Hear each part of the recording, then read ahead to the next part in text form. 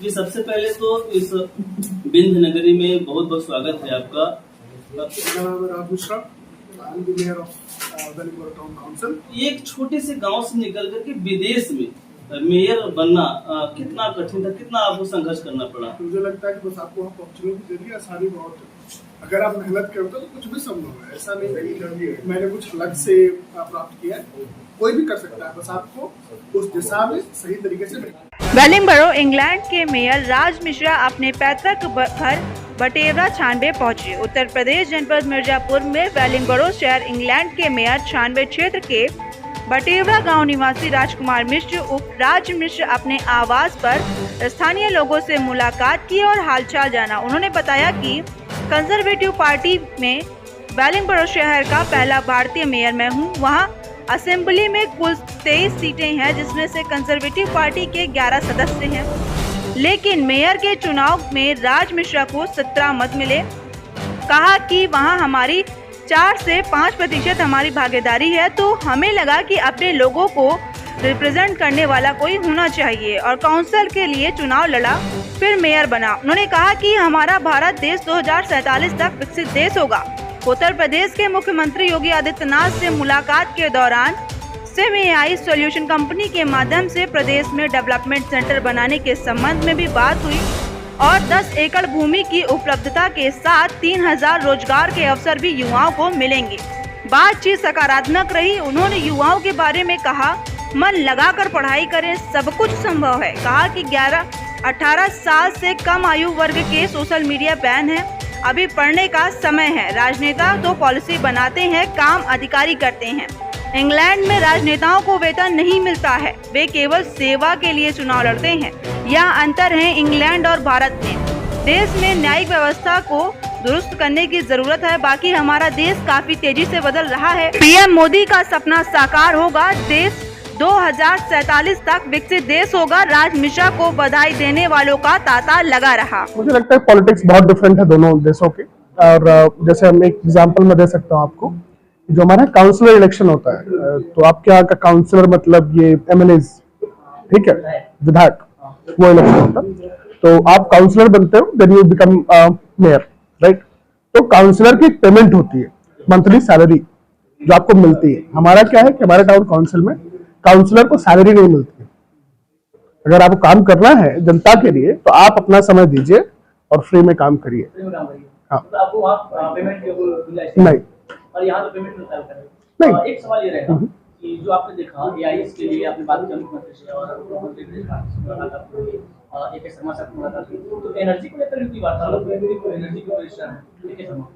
नहीं, मुझे लगता है एनर्जी के क्षेत्र में काफी कुछ काम हो रहा है। मिर्जापुर में अडानी आ रहे हैं शायद, तो काफी काम हो रहा है एनर्जी के क्षेत्र में, और अभी नए डेवलपमेंट हो रहे हैं एनर्जी के क्षेत्र में। मुझे लगता है कि बहुत सारे नए आयाम आ रहे हैं भारत में, जो कि आने वाले समय में ये एनर्जी की जो समस्याएं हैं वो खत्म करेंगे। चाहे वो हम बात करें डीजल, पेट्रोल या इलेक्ट्रिसिटी की, ये सारी समस्याओं का समाधान होगा।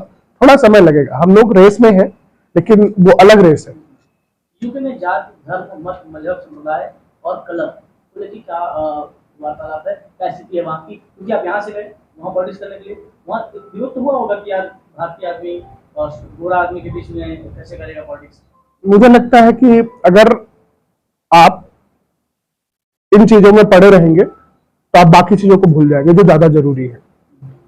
तो आपको इन चीजों से ऊपर उठ के देखना पड़ेगा कि क्या जरूरी है। आपका देश जरूरी है, आपका जिला जरूरी है, आपके जिले में होने वाली जो चीजें हैं, हॉस्पिटल चाहिए, रोड चाहिए, वो जरूरी है, कि आपको जाति पाति में लड़के बस बैठे रहना घर पे। सर, एक और सवाल आपसे रहेगा कि जैसे आप मुख्यमंत्री जी से मिले, तो जैसे अभी चर्चा है जीएसटी के मामले में क्या कहना चाहिए कि जीएसटी 0% आया, क्या है?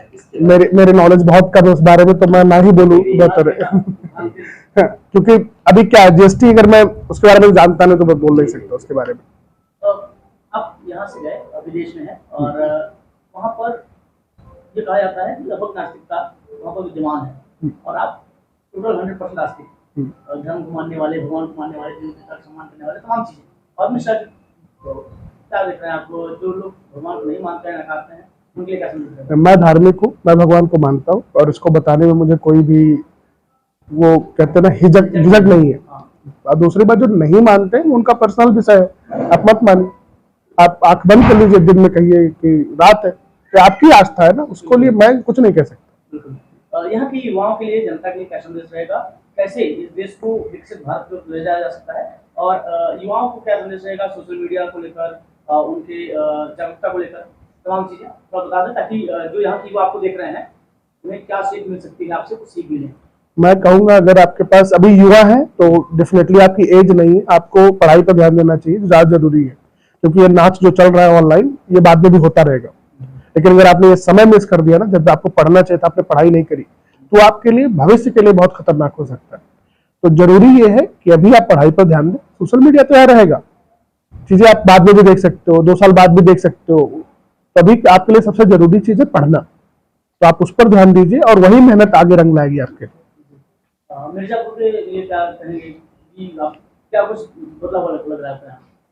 मिर्जापुर में काफी बदलाव हुए, अगर आप देखेंगे पहले रोड्स की कंडीशंस क्या थी, और हाँ आप देखिए विद्यानगरी में कितने परिवर्तन आ गए हैं, काफी सुविधाएं हो गई हैं, काफी सिस्टमैटिक चीजों को से अप्रोच हो रही है। तो मुझे लगता है कि हम उस दिशा में आगे बढ़ रहे हैं। आप कहीं भी कोई परफेक्ट सिस्टम नहीं मिलेगा आपको, आप कहीं भी जाओगे कहीं ना कहीं हमेशा there is a space for improvement, कि हम थोड़ा सा चीजों को बेहतर कर सकते हैं, और वो रहेगा। लेकिन मुझे लगता है कि बहुत बेहतर। आप निकले थे नौकरी के लिए, फिर पॉलिटिक्स की तरफ आपका झुकाव कैसे? गांव से निकले थे पढ़ने के लिए, नौकरी तो आजकल मजबूरियां हो गई कि आदमी पढ़ लेता तो करे क्या, तो अगर व्यवसाय नहीं करते तो नौकरी ही करेंगे, तो व्यवसाय के लिए जो चीजें चाहिए थी वो थी नहीं, तो नौकरी कर रहे थे पढ़ लिख के। तो पॉलिटिक्स में कैसे? पॉलिटिक्स में आने का मेरा बड़ा सिंपल है कि वेलिंगबोरो शहर में 3 साल पहले मूव हुआ, उसके पहले मैं विभिन्न शहरों में यूके में काम करता था। मैंने मिनिस्ट्री ऑफ डिफेंस के लिए बहुत अच्छा काम किया है, मैंने बैंक ऑफ इंग्लैंड के लिए अच्छा काम किया है, जो कि वहां का रिजर्व बैंक है। तो उसके बाद मैं मूव हुआ वेलिंगबोरो 3 साल पहले 2022 अप्रैल में। इस साल में मार्च में इलेक्शन अनाउंस होते हैं कि काउंसलर्स के इलेक्शन होने वाले, और मैं लिस्ट देखता हूं तो उसमें कोई कैंडिडेट नहीं दिखता है, या कहीं से कोई इंफॉर्मेशन नहीं मिल पाती कोई हिंदू, इंडियन या एशियन ही हो जो रिप्रेजेंटेशन दे पाए, जबकि हमारी जनसंख्या वहां पर करीब 4-5% है। तो अगर आप 4-5% जनसंख्या होकर के रिप्रेजेंटेशन नहीं है शहर में, तो गलत है। मुझे लगता है कि आप किसी भी समुदाय से आते हो, किसी भी कलर के हो, कहीं से भी आ रहे हो, आपका रिप्रेजेंटेशन होना चाहिए, आपके मुद्दे की बातें होनी चाहिए, आपकी समस्याओं को सुनने वाला चाहिए। तो इसलिए मैं पार्टी के पास गया, उनसे बातचीत करी, उन्होंने टिकट दिया, और मैं इसी साल मार्च में पॉलिटिक्स ज्वाइन करी। कितना डिफिकल्ट था आपका मेयर बनना? भगवान कृपा रहता है तो कुछ डिफिकल्ट नहीं, लेकिन मेहनत बहुत लगती है। मेहनत किसी भी चीज में अगेन वो उसका कोई पर्याय नहीं है, अगर आपको मेहनत करना है तो करना है, उसका कोई विकल्प ही नहीं है। और मेरे लिए है कि पहले मैं चीजें शुरू नहीं करता हूँ, अगर मैंने शुरू कर दी तो ऐसी कोई बाधा नहीं आती, उसमें मैं लगे ही रहता हूँ। राज मिश्रा की सफलता का राज क्या है युवाओं के लिए? मेहनत, पढ़ो, खूब मेहनत करो। अगर सुबह 8 बजे से लेकर के रात के 10 बजे तक मेहनत कर सकते हो, तुम्हारे लिए कुछ भी असंभव नहीं है, जो आज भी मैं करता हूँ रोज। भारत विकास में कितना पीछे है, क्या कुछ कमी दिख रहा है आपको? भारत 2047 में विकसित देश बनेगा, हम लोग उसकी तरफ मोदी जी और सरकारें काम कर रही हैं। आपने इतना बहुमूल्य समय दिया, आपको बहुत बहुत धन्यवाद। बहुत बहुत धन्यवाद, थैंक यू। बहुमूल्य समय से नफातुल्लाह जवाब देने की धन्यवाद आपका। Thank you so much. धाम में आ चुके हैं अपने आवास पर। अभी आपने क्या कुछ देखा, और योगी आदित्यनाथ और मुख्यमंत्री से मुलाकात आपकी हुई, क्या कुछ देख रहे हैं, क्या कुछ संभावना है भारत के लिए देखने में? मुझे लगता है कि भारत काफी तेजी से बदल रहा है, तो बहुत सारी नई स्कीम्स आ रही हैं, बहुत सारे इन्वेस्टमेंट की अपॉर्चुनिटीज आ रही हैं, जिसको हम बोलते हैं FDI, फॉरेन डायरेक्ट इन्वेस्टमेंट, जिसके लिए यूपी सरकार बहुत सारे नए आयाम लेके आ रही है। और उसी में से एक चीज़ है जो AI डेवलपमेंट की बात हो रही है, जिसके लिए मैं माननीय मुख्यमंत्री जी से मिला था, तो मेरी बातचीत भी हुई, काफ़ी पॉजिटिव रिस्पॉन्स रहा है। हम उसी पर अगला काम कर रहे हैं, और जल्दी ही इन्वेस्ट यूपी को अपना सबमिशन देंगे कि अगला स्टेप क्या रहेगा और कैसे करेंगे।